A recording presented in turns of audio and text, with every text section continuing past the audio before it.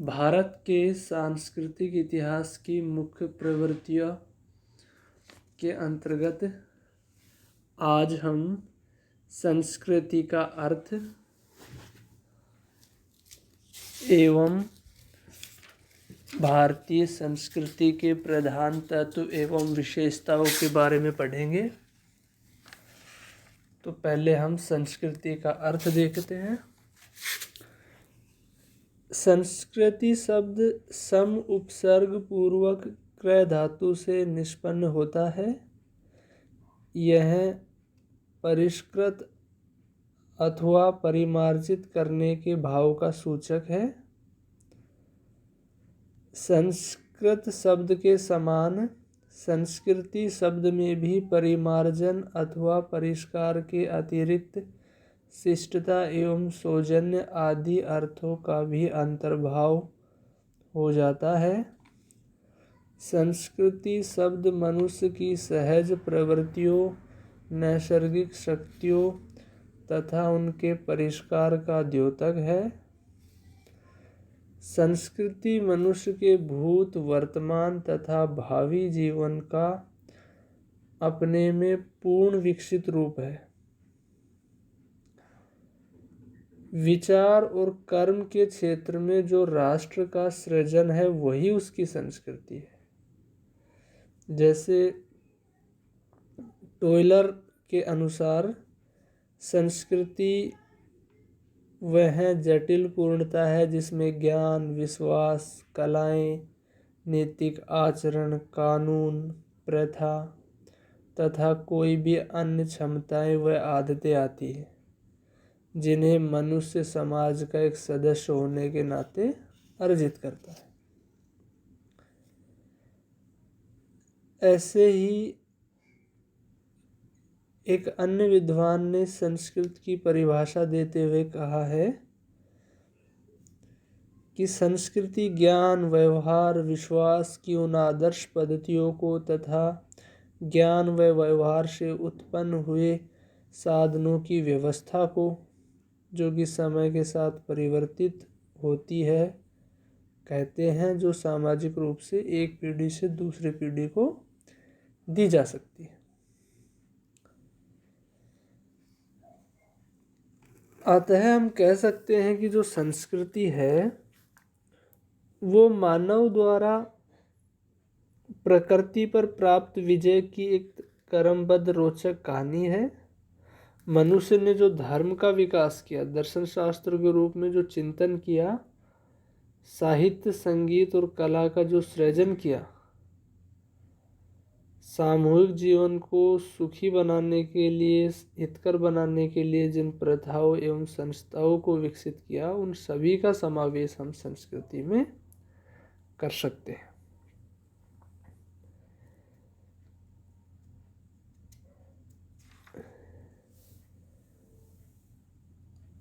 अब जो है हम पढ़ेंगे भारतीय संस्कृति के जो प्रधान तत्व हैं, विशेषताएं हैं, वो देखें।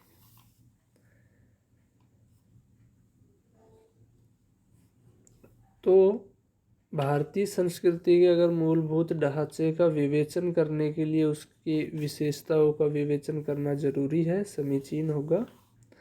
तो पहली जो प्रधान विशेषता है वो है प्राचीनता।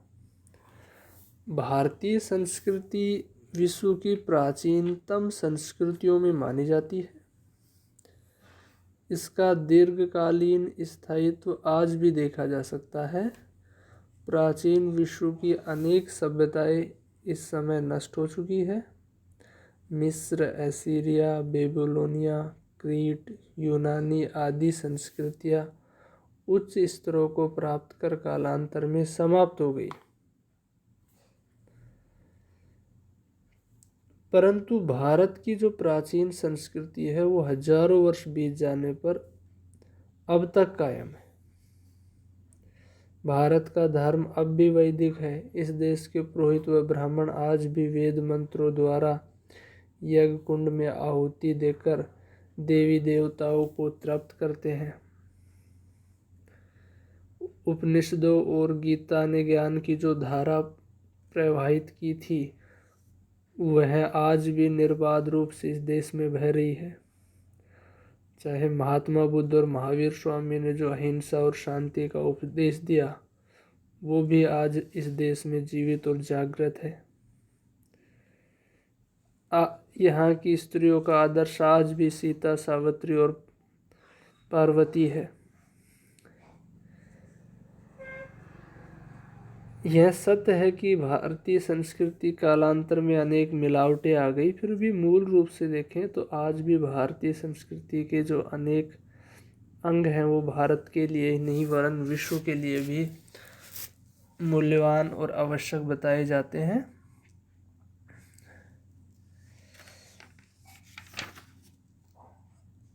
कवि इकबाल ने भी कहा है कि यूनान, मिस्र, रोम सब मिट गए जहाँ से कुछ बात है कि हस्ती मिटती नहीं हमारी।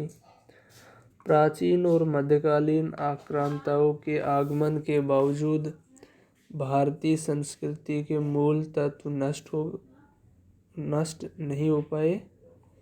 इस प्रकार भारतीय संस्कृति में जो प्रतिरोधात्मकता भी पाई जाती है। दूसरी अगर हम भारतीय संस्कृति की विशेषता की बात करें तो वो है आध्यात्मिकता।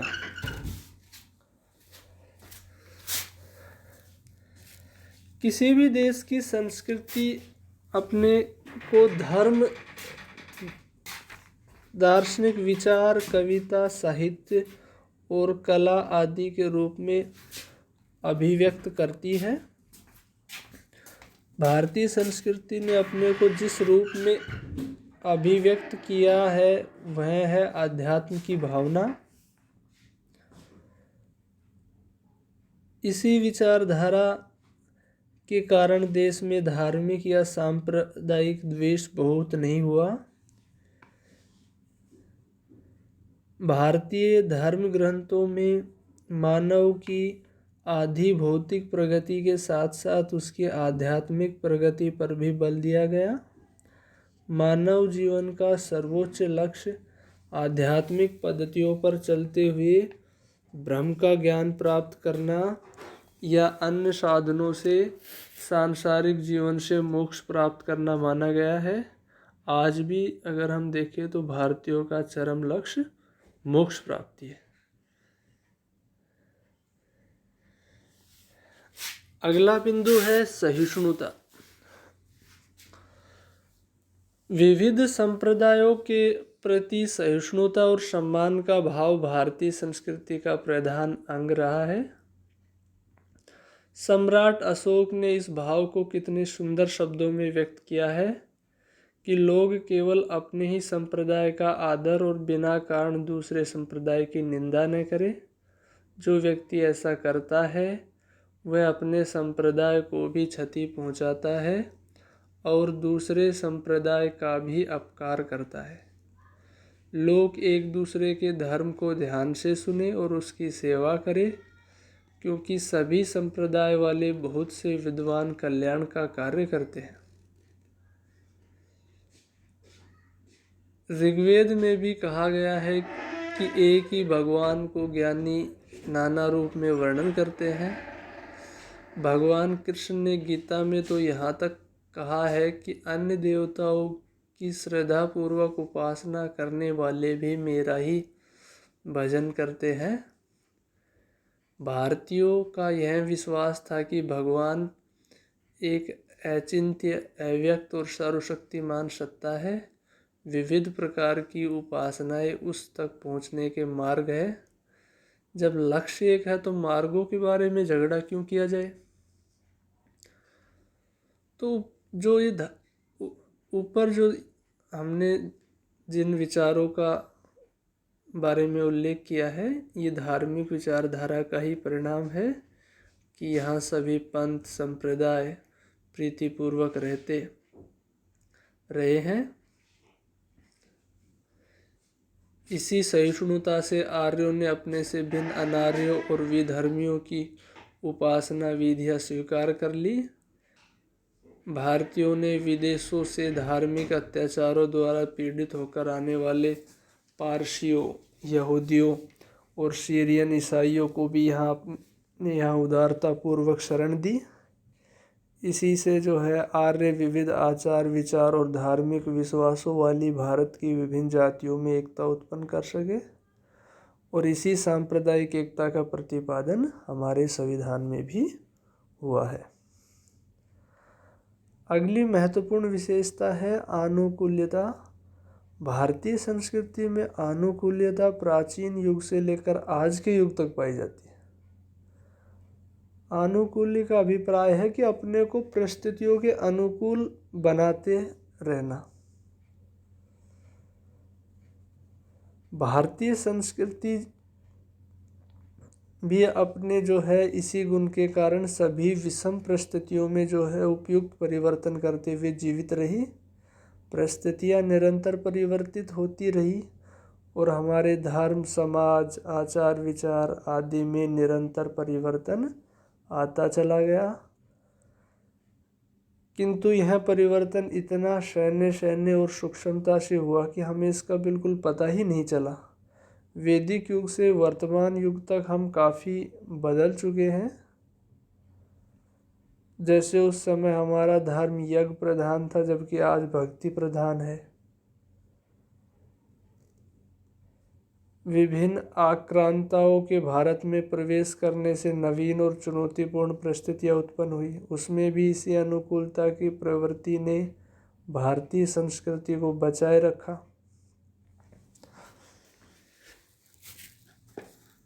ध्यान देने योग्य बात तो यह है कि गुप्त काल से लेकर आज तक भी भारत के मौलिक आदर्शों में कोई अंतर नहीं आया।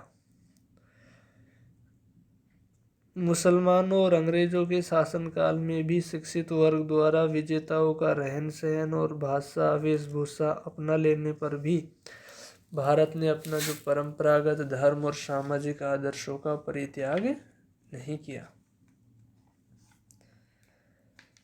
भारतीय संस्कृति की अगला जो प्रधान तत्व है वो है सर्वांगीणता।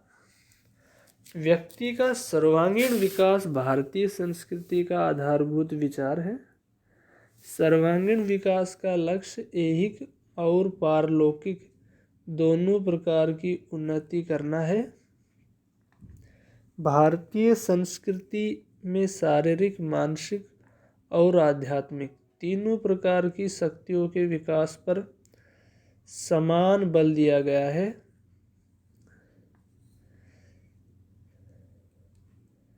भारत में प्राचीन काल से ही शरीर मन और आत्मा के सामंजस्यपूर्ण विकास को जीवन का लक्ष्य माना गया था। शास्त्रकारों के अनुसार मनुष्य को 4 पुरुषार्थ धर्म अर्थ काम और मोक्ष प्राप्त करने का प्रयत्न करना चाहिए।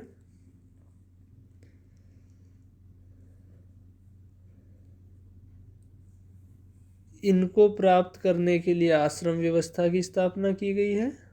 ब्रह्मचर्य और गृहस्थ आश्रम पहले 3 पुरुषार्थों को प्राप्त करने के लिए तथा वानप्रस्थ एवं संन्यास आश्रम में मोक्ष प्राप्ति का प्रयत्न किया जाता था।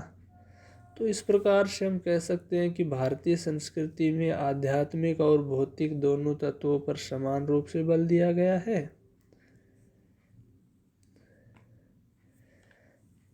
अगली विशेषता है भारतीय संस्कृति की ग्रहणशीलता।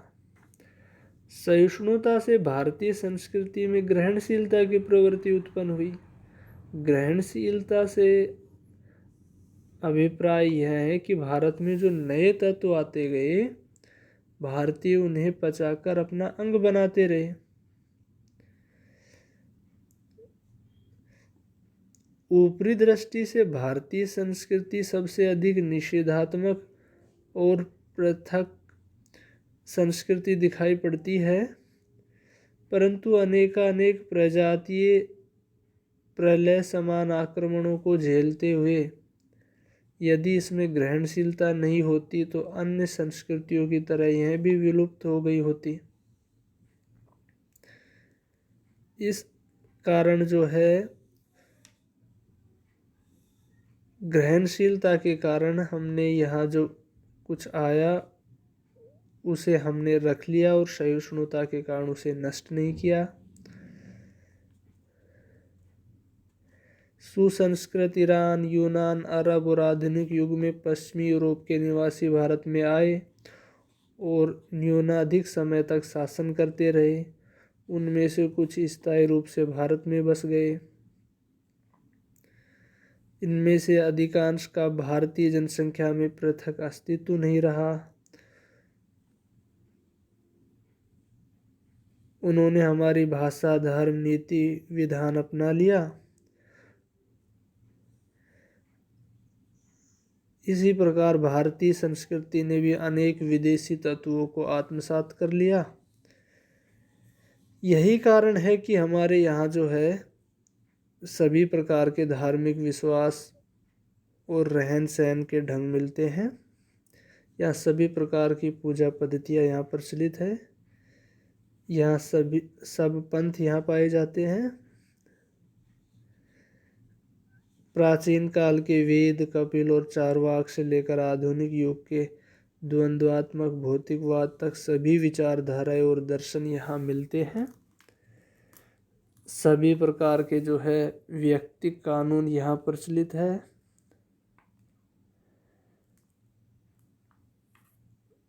इस तरह से हम कह सकते हैं कि ग्रहणशीलता की जो प्रवृत्ति है वो भारतीय संस्कृति की एक महत्वपूर्ण विशेषता है। अगली महत्वपूर्ण विशेषता है भारत की आधारभूत एकता। भारत एक विशाल देश है और यह आश्चर्यजनक विविधताओं से, विभिन्नताओं से परिपूर्ण है। एक और हिमालय पर्वत पर जो है अनंत हिमराशि के फलस्वरूप भयंकर शीत है, तो दूसरी ओर कोंकण व कोरामंडल क्षेत्र में असह्य गर्मी पड़ती है। ऐसे चेरापूंजी में जो है प्रतिवर्ष 400 इंच वर्षा होती है, तो रेगिस्तानी क्षेत्रों में 5 इंच या उससे भी कम। इसके अलावा जलवायु की विभिन्नता के कारण वनस्पति, पशु पक्षियों में भी विभिन्नता देखी जाती है। यहाँ विभिन्न जातियाँ और विभिन्न धर्मों के लोग निवास करते हैं। देश में विभिन्न भाषा और बोलियाँ बोलने वाले लोग हैं। सामाजिक रूढ़ी और रीति रिवाज और विधि विधानों में भी अंतर है। प्रदेशों में परस्पर सांस्कृतिक विभिन्नताएं हैं। इसलिए विदेशियों ने तो भारत को जातियों, भाषाओं, मतांतरों, संस्कृतियों और रीति रिवाजों का अजायब घर या संग्रहालय कहकर पुकारा है। लेकिन इसके बावजूद भी हम देखते हैं कि इन विभिन्नताओं के पीछे भी एक आधारभूत एकता है, जैसे भौगोलिक एकता। यद्यपि भारत में अनेक प्रकार के भूखंड, जलवायु, जीव जंतु, वनस्पतियाँ हैं, परंतु प्रकृति ने इसे एक एकीकृत देश बनाया है। जैसे उत्तर में दुर्गम हिमालय है, तो दक्षिण में समुद्र की जल सीमा ने इसे घेर रखा है। प्रकृति ने इसे एक भौगोलिक इकाई बनाई है जो देश के आंतरिक विभाजन को ढक लेती है।